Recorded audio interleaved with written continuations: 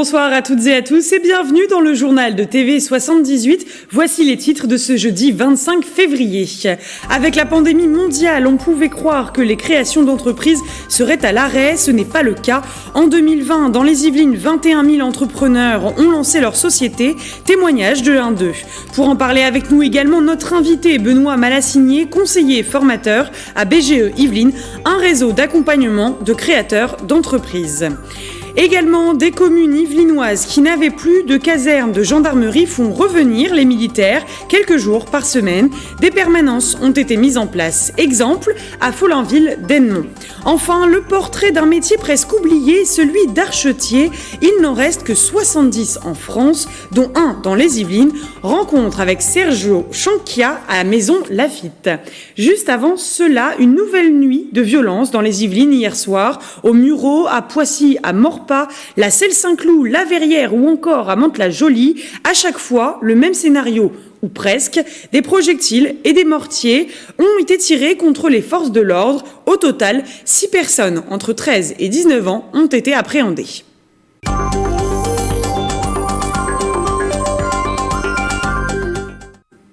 Nous ouvrons une page économique avec la crise sanitaire. Certains entrepreneurs tentent coûte que coûte l'aventure de la création d'entreprises. Des créations en plein boom dans les Yvelines.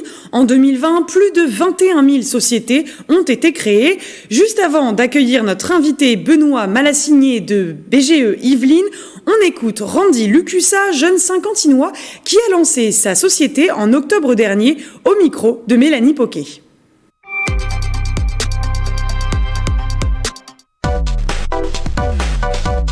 Lucussa Media aujourd'hui c'est une société, une agence digitale. Nous accompagnons toutes les entreprises et même les particuliers aussi dans leur parcours numérique. On a plusieurs packs dans nos services qu'on propose aux entreprises.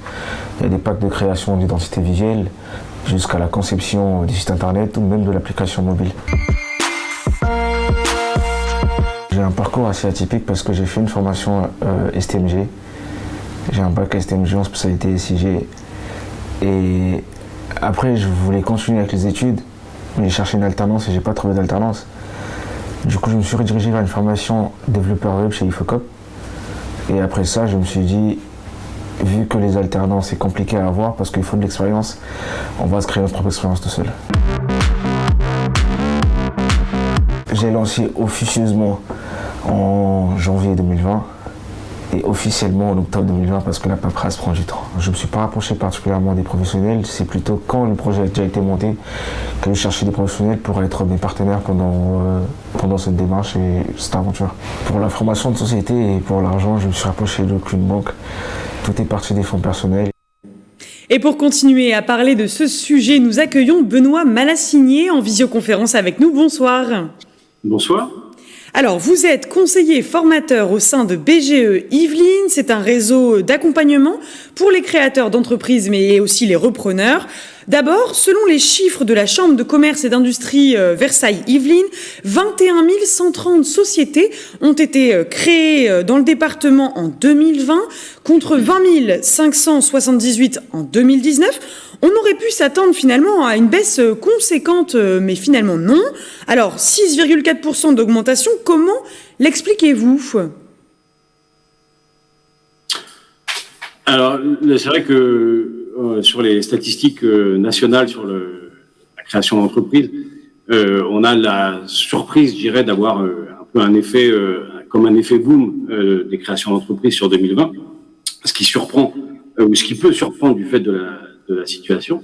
Maintenant, une des explications importantes qu'on trouve un peu dans le détail, en lisant un petit peu entre les lignes de ces créations, c'est que beaucoup de ces entreprises, une très grosse majorité, je crois que c'est à peu près 3/4 de ces entreprises, sont des entreprises individuelles au régime du micro-entrepreneur, qui est une forme, on va dire, relativement simplifiée à la création et au fonctionnement de l'entreprise.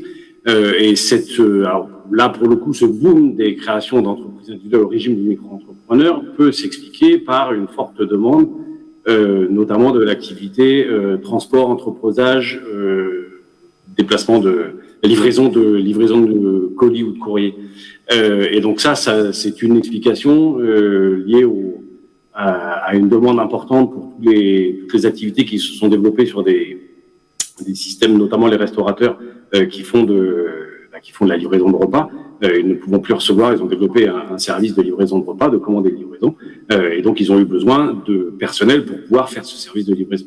Et c'est une explication importante et qu'il va falloir surveiller, je dirais, de près, puisque ce qui va être important maintenant, c'est de voir un petit peu comment est-ce que ces entreprises nouvellement créées vont pouvoir vont durer dans le temps, quoi. Est-ce qu'elles vont être pérennes ou non? Alors du coup, pour revenir un petit peu aux chiffres de la Chambre de commerce et d'industrie, en fonction de la période de l'année, on voit évidemment des disparités. En mars 2020, 1610 créations, mais en avril 2020, on tombe en dessous de la barre des 1000, avec seulement 963 sociétés. C'est là qu'on voit l'effet du premier confinement aussi, et donc de l'impact de la crise sanitaire sur cette baisse de création. Non, mais je pense que si on regarde sur l'ensemble de l'année, on retrouve après une croissance comme ça plus importante. Donc effectivement, certainement qu'avec le premier confinement, il y a quand même eu un effet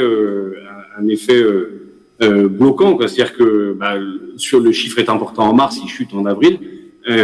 C'était aussi le contre-coup un peu de l'annonce du confinement. Et donc derrière ça, après les choses se sont mises en place au niveau des activités, donc notamment pour tout ce qui est livraison à domicile, et donc l'activité après est repartie, enfin les créations d'entreprises après sont reparties. Donc vous l'avez évoqué avec évidemment on va dire l'augmentation énorme des livraisons, des ventes sur Internet.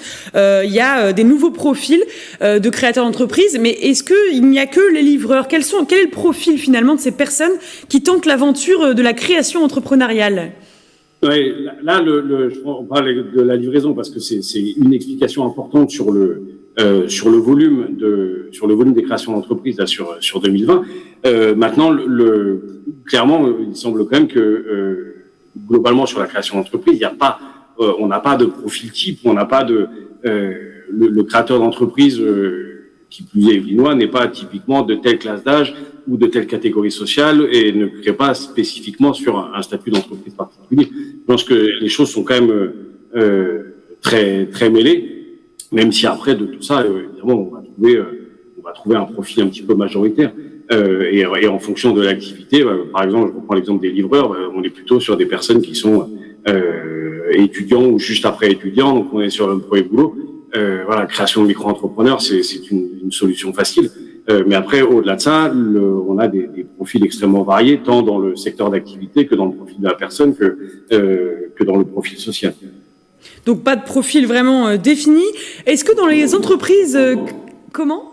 Heureusement qu'il n'y a pas de profil défini, qu'il n'y a pas besoin d'avoir spécifiquement tel type de profil ou de parcours. Non, mais évidemment. Mais du coup, est-ce que dans les entreprises que vous avez accompagnées, il y a des inquiétudes particulières des créateurs d'entreprises de 2020, donc c'est-à-dire vraiment pendant la crise sanitaire, que vous avez pu constater des inquiétudes avant de créer leur société? Les inquiétudes, elles sont sur un petit peu qu'est-ce qui va se passer et comment est-ce que ça va durer, quand est-ce que ça va finir.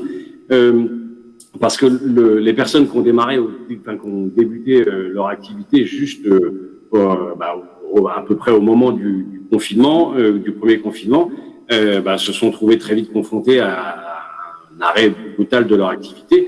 Donc il a fallu à ce moment-là, les inquiétudes, c'était surtout comment avoir accès aux aides, par exemple, à toutes les mesures gouvernementales, régionales, etc., qui avaient été mises en place. Donc là, c'était l'inquiétude a été, je dirais pas tant pour le maintien de l'activité que pour avoir accès à ces dispositifs, en disant il sera toujours temps, je dirais, une fois que la crise sera passée, de pouvoir réfléchir à la relance, quoi, et au rebond. Et justement, quelle est un petit peu la durée de vie de ces entreprises qui se créent pendant cette crise sanitaire? Est-ce que c'est des entreprises qui vont, comme vous le disiez peut-être et comme vous l'évoquiez, durer dans le temps? Est-ce que c'est viable après la crise pour certaines? Est-ce que vous avez un petit peu, pas un profil, mais du moins, est-ce que vous connaissez la durée de vie? Est-ce que c'est des micro-entreprises qui vont disparaître après? Quelle est un peu la durée de vie? Espérons qu'elle sera beaucoup plus longue que la pandémie. Je pense que ça va beaucoup dépendre de la capacité de ces entrepreneurs à rebondir, à adapter leur activité. C'est-à-dire que ils ont créé une entreprise souvent sur une opportunité qui était d'exercer en tant qu'indépendant là tout de suite. Maintenant, il va falloir qu'ils arrivent à transformer ces opportunités réellement en modèle d'entreprise et en modèle économique. C'est-à-dire que là, il y a eu on fait par exemple, je prends l'exemple livraison. Est-ce que la livraison de repas va continuer parce que les restaurants vont réouvrir? Oui, mais il y a aussi le télétravail qui s'est développé. Donc les personnes qui sont en télétravail vont peut-être avoir encore besoin de se faire livrer des repas. Donc je pense que là, c'est un peu dans l'urgence. Il y a une opportunité, on crée l'entreprise, système micro-entrepreneur, c'est facile, on y va. C'est facile et ça limite les risques, donc on y va. Maintenant, ça va être important que chacun puisse véritablement se poser des questions sur comment est-ce que je peux maintenant transformer ça vraiment en vraie entreprise avec un vrai modèle économique. Dernière question rapidement sur les défaillances d'entreprises. En 2020, on constate qu'elles sont en baisse par rapport aux autres années. Est-ce qu'il faut justement relativiser ce chiffre par rapport au dispositif de soutien avec la crise ? Si on pouvait pas le relativiser, que ce soit exact, ce serait très bien, ce serait une très bonne nouvelle pour ces entreprises. Maintenant, dans les faits, effectivement, je pense qu'il faut quand même relativiser et dire attendons un petit peu, parce que effectivement, il y a quand même beaucoup d'entreprises qui ont, je dirais, tenu grâce à une trésorerie qui est maintenue à flot avec les mesures gouvernementales. Maintenant que est-ce que l'activité va pouvoir se relancer quand il va falloir faire établir les comptes, bilans, etc. sur l'exercice comptable 2020, qu'est-ce qui va en rester et quelles seront les possibilités effectivement de rebond. Et donc, je pense que il y a beaucoup de ces fermetures d'entreprises ou défaillances d'entreprises qui peut-être, je dirais malheureusement, n'ont été que retardées. Mais il faut suivre ça près et surtout être prête à les accompagner pour pouvoir les accompagner maintenant qu'on va sortir de la crise, ou quand on sortira de la crise, c'est là qu'il va falloir être là pour pouvoir les accompagner, à dire le rebond, quel rebond, comment. Merci Benoît Malassinier d'avoir été avec nous. Merci à vous.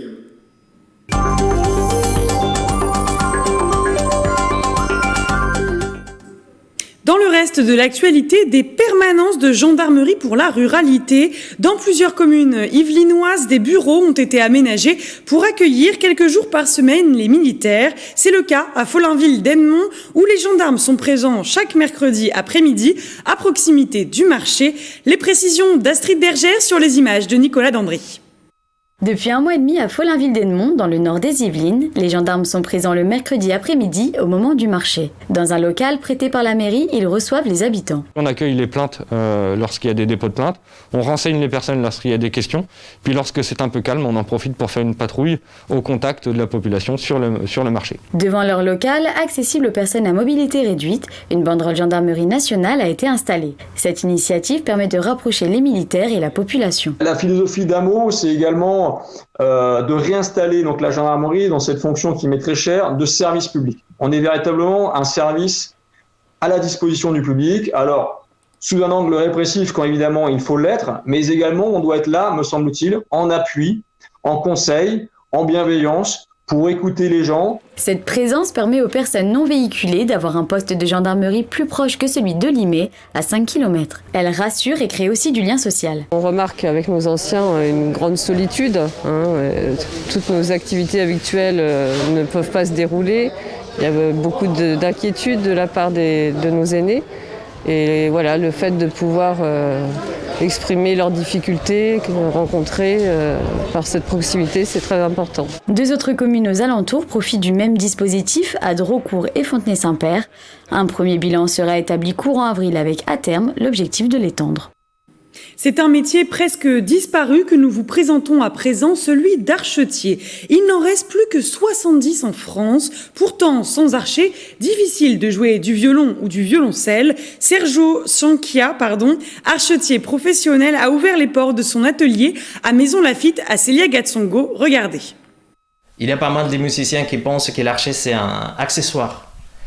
Mais sans l'archer, le violon c'est une petite guitare. Que serait donc un violon sans son archer ? Sergio Chanchia, 41 ans, exerce le métier d'archetier depuis 8 ans. Il fabrique, entretient et restaure des archets pour les violons, violoncelles, alto et contrebasse. Parfois, il y a du travail de l'entretien, d'échanger les mèches, par exemple des restaurations. Et ça aussi, je le fais les matins. Et après, je me focalise à la construction. Il a en tout réalisé plus de 125 archers. Un produit coûte entre 3 000 et 4 000 euros. Les musiciens commandent leur archer sur mesure. Pour en construire un, Sergio Chanchia passe environ 30 heures dessus. Un travail minutieux et qui nécessite beaucoup de patience. Ça, c'est une planche de pernambouc.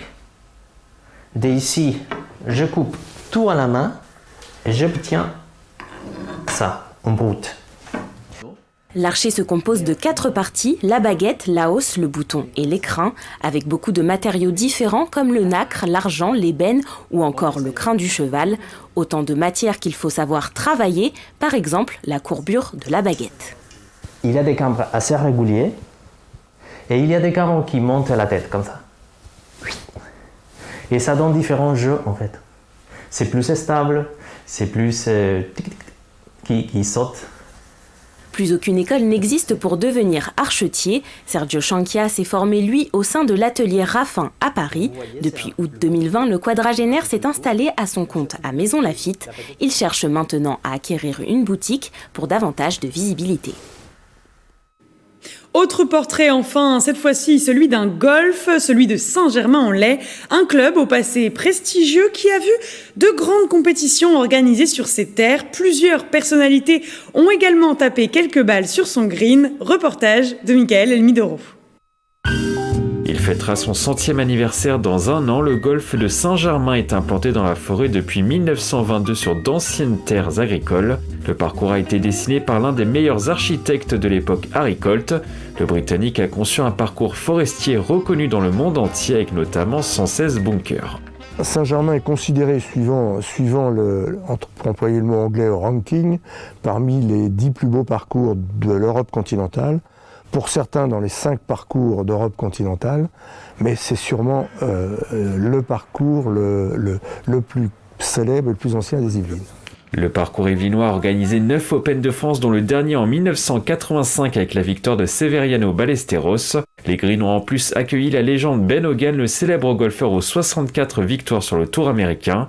Des personnalités prestigieuses sont également venues à Saint-Germain-en-Laye. À partir de 1945, Saint-Germain était l'état-major de l'armée américaine. Et nous avons reçu ici notamment le général Eisenhower, le général Lemnitzer, mais surtout le général Eisenhower. Nous avons aussi reçu ici le duc de Windsor, qui venait régulièrement jouer au golf de la propriété qu'il avait en bordure du bois de Boulogne. Aujourd'hui, le golf associatif reçoit régulièrement des professionnels. Il organise des tournois et notamment des championnats de France. La structure compte près de 1000 adeptes. Le plus jeune a 3 ans et le plus ancien 96 ans. Au-delà de la compétition, ce club familial prône avant tout un style de vie. Être membre d'un club comme Saint-Germain, c'est d'être membre d'un club à la britannique, c'est-à-dire vivre comme pour son club, accepter les différentes compétitions qui sont là, et retrouver des amis et ne pas venir uniquement taper des balles et repartir après une partie. Pour rejoindre ce club historique, il faut être parrainé par 2 membres. Les admissions ont lieu 2 fois par an.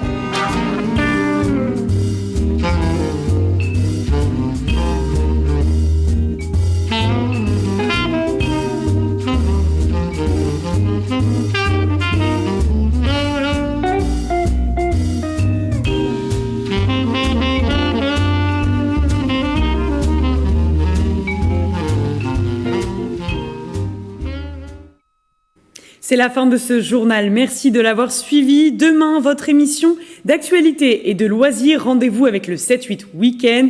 Et d'ici là, je vous souhaite une très belle soirée.